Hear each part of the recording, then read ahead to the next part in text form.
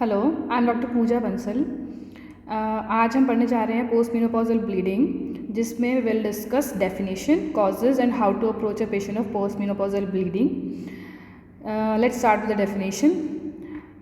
After 1 year of menopause, if bleeding happens, it is considered to be postmenopausal bleeding. In India and in US and UK, 47 and 51 year are considered to be the average age of menopause. And causes may I have divided the causes of vaginal, cervical, uterine, then fallopian tube and ovary and rectal causes. Most common overall causes atrophic or senile vaginitis.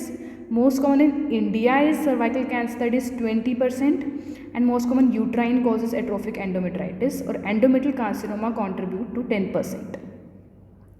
Let's discuss how to approach the patient for postmenopausal bleeding with history and examination. We will ask the patient age. Endometrial carcinoma is more common in 50 to 70 year, average is 60 year. Cervical cancer 65. Bleeding pattern में पूछेंगे. Endometrial carcinoma most common symptom is irregular bleeding plus minus foul smelling discharge, and cervical cancer में postcoital or intermenstrual bleeding are more common along with the foul smelling discharge in advanced stages. And if patient complains of any pain, fever or altered bowel bladder habits, then patient may have pyometra. And if we have to rule out the non-vaginal causes, we have to ask the patient about the urinary symptoms like retention, increased frequency or burning micturition. And if there are rectal causes like piles or fissure in ano, we have to rule out bleeding per rectum or pain during defecation. Then menstrual history, obstetric history and past history में if there is history of hypertension, diabetes or any history of carcinoma. Personal history में something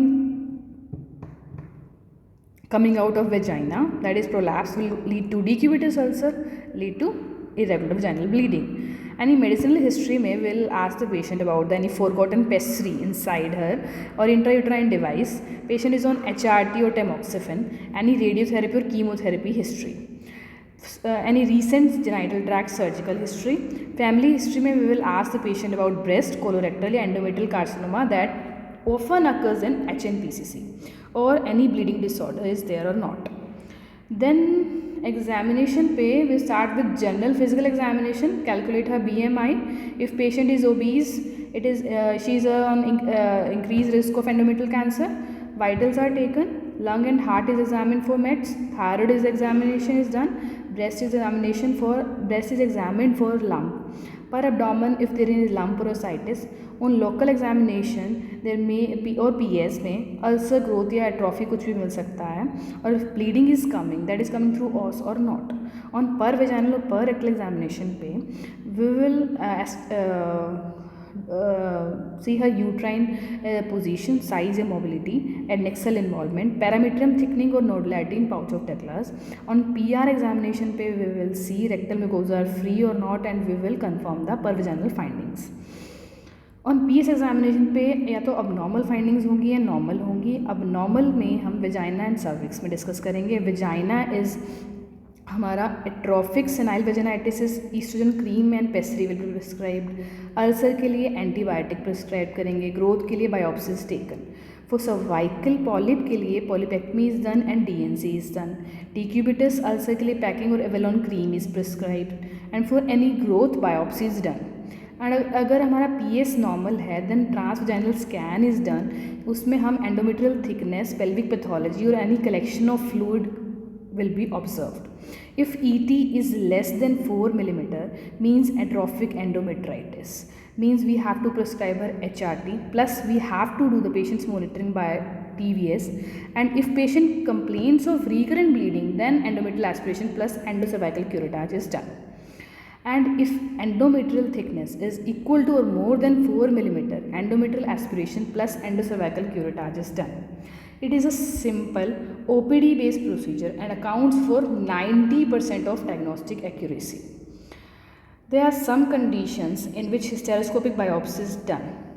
Number 1 is if endometrial aspiration and endocervical curettage is negative, to confirm and hysteroscopic biopsy is done, because 10% endometrial aspiration and ECC findings are false negative, and patient findings are normal and plus bleeding is present, Third condition is USG is non-diagnostic, that is endometrium is not visualized properly, margins are indistinct or focal abnormality is present and inadequate sample is there. Hysteroscopic biopsy is done. It is a gold standard investigation, though it is an invasive procedure and it is done under general anesthesia. Fractional curettage and dilation curettage are outdated procedures now. A new procedure, that it is immunohistochemistry along with the histopathology is done, which will tell us the primary site of cancer and distinguish atypical hyperplasia from other benign carcinomas. In uterine, if we find the uterine polyp, the patient will undergo polypectomy and DNC is done. Pyometra condition में pyometra is drained, endometrial aspiration biopsy and endocervical curettage is done. Endometrial hyperplasia without atypia, progesterone is advised in any form, and with atypia, TH with BSO is done. Endometrial carcinoma में staging laparotomy is done and followed by treatment. If patient is on HRT, we will exclude the carcinoma and progesterone is added to stabilize the endometrium. In ovarian and fallopian tube cancer, staging laparotomy is done along with TH, PSO and lymphadenectomy plus infracolic omentectomy is done.